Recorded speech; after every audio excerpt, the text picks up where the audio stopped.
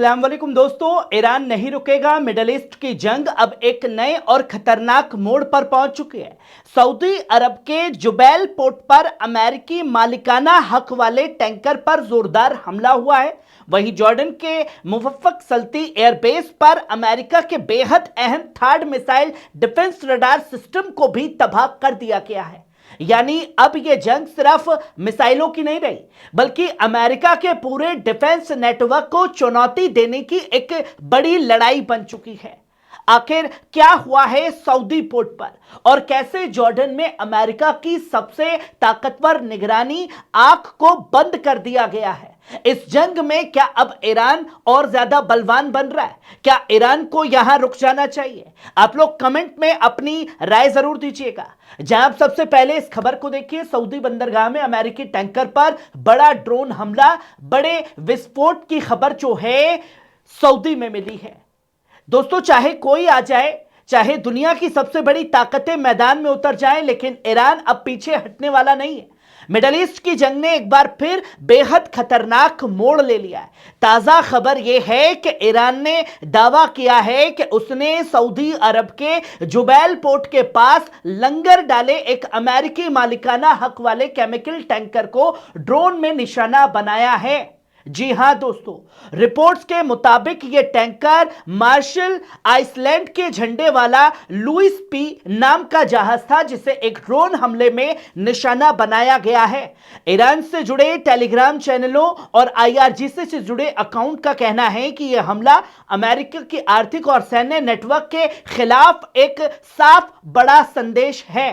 दोस्तों, सिर्फ एक जहाज पर हमला नहीं है, बल्कि यह उस पूरी ताकत के खिलाफ संदेश है जिसे ईरान मिडल ईस्ट में अपने खिलाफ खड़ी ताकत मानता है।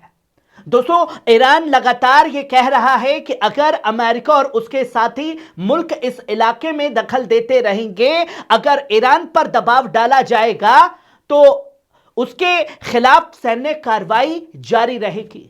यानी कि जो भी देश अमेरिका की मदद करेंगे वो ईरान के निशाने पर है, तो फिर जवाब भी उसी भाषा में मिलेगा। और यही वजह है कि अब हमले सिर्फ सैन्य ठिकानों तक सीमित नहीं रहे, बल्कि अमेरिकी आर्थिक और लॉजिस्टिक नेटवर्क को भी निशाना बनाया जा रहा है। जुबैल पोर्ट सऊदी अरब के सबसे अहम इंडस्ट्रियल और एनर्जी हब में से एक माना जाता है। ये पेट्रोकेमिकल और तेल से जुड़े जहाज पूरी दुनिया में आते हैं। ऐसे में अगर यहां किसी अमेरिकी टैंकर पर हमला होता है तो यह सिर्फ एक सैन्य कार्रवाई नहीं है, बल्कि ग्लोबल एनर्जी और व्यापार को भी एक बड़ा संदेश है। दोस्तों, मिडल ईस्ट की जंग अब सिर्फ मिसाइल और ड्रोन तक सीमित नहीं रही, यह अब इकोनॉमिक वॉरफेयर यानी आर्थिक जंग का रूप भी ले चुकी है। ईरान साफ कह रहा है कि अगर उसके शहरों पर हमला होगा, अगर उसके लोगों को निशाना बनाया जाएगा, तो महफूज आपके ठिकाने और आपके लोग भी नहीं रहेंगे। जवाब सिर्फ सरहदों तक सीमित नहीं रहेगा।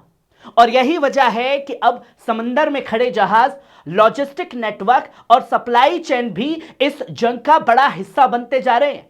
दुनिया भर के एक्सपर्ट्स ये कह रहे हैं कि अगर ऐसे हमले जारी रहे तो खाड़ी के समंदर में चलने वाला व्यापार बुरी तरह प्रभावित हो सकता है। लेकिन ईरान का रुख एकदम बिल्कुल साफ है, वो यहां रुकने वाला बिल्कुल नहीं है। तेहरान से आने वाले संदेशों में बार बार यही कहा जा रहा है कि हम दबाव से नहीं डरते, हम घुटने टेकने वालों में से नहीं है।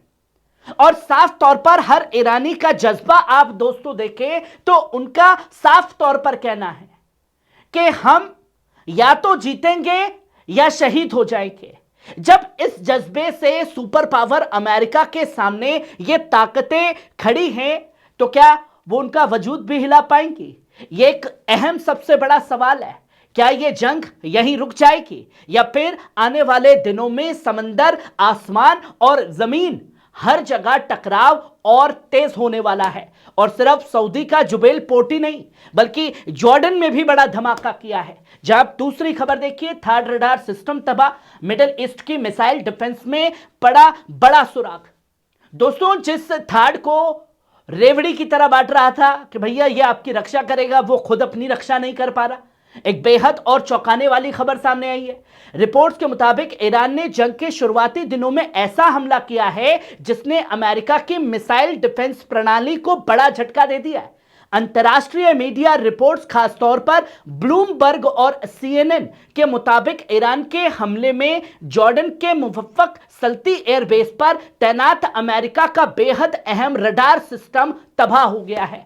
यह रडार कोई मामूली सिस्टम नहीं था दोस्तों, ये एन टिपी टू रडार था जो अमेरिका के थर्ड यानी terminal high attitude area defence system का एक अहम हिस्सा माना जाता है।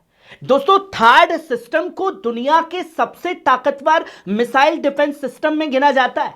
इसका काम होता है आसमान की ऊंचाई पर आने वाले बैलिस्टिक मिसाइलों को पहचानना और उन्हें रास्ते में ही मार गिराना। लेकिन अब जो रिपोर्ट सामने आई है उसके मुताबिक ईरान के हमले में यही अहम रडार सिस्टम नष्ट हो गया है।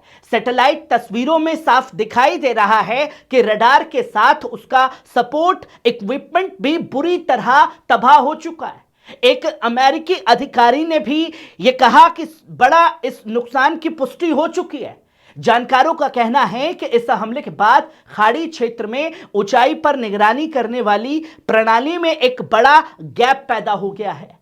यानी अब आसमान से आने वाले खतरों को पहचानने में पहले जैसी ताकत नहीं रह गई है। विशेषज्ञ रायन ब्रॉब्स्ट का कहना है कि अगर ईरान का यह हमला पूरी तरह सफल माना जाए तो यह अब तक की जंग में ईरान के सबसे सफल सैन्य हमलों में से एक हो सकता है। हालांकि अमेरिकी अधिकारियों का यह भी कहना है कि उनके पास और भी रडार सिस्टम मौजूद है जो डिफेंस कवरेज देते रहेंगे। लेकिन दोस्तों, हकीकत यह है कि थर्ड का यह रडार बेहद अहम भूमिका निभाता है। जब यह बंद हो जाता है तो मिसाइल इंटरसेप्शंस की जिम्मेदारी पैट्रियट सिस्टम पर आ जाती है और पैट्रियट ईरान की मिसाइलों को नहीं रोक पाता है।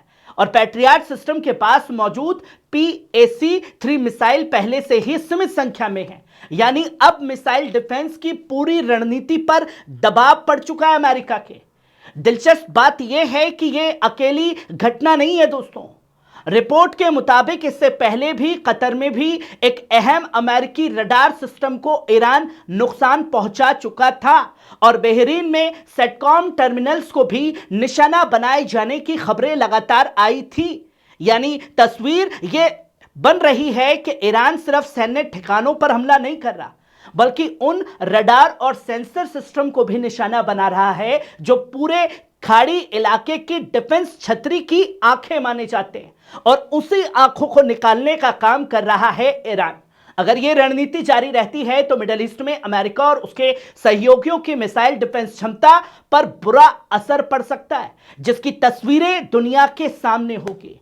नाज़रीन, ये थी एक दो बड़ी अहम अपडेट। आपको कैसी लगी कमेंट में आकर के अपनी राय जरूर दीजिएगा। शुक्रिया।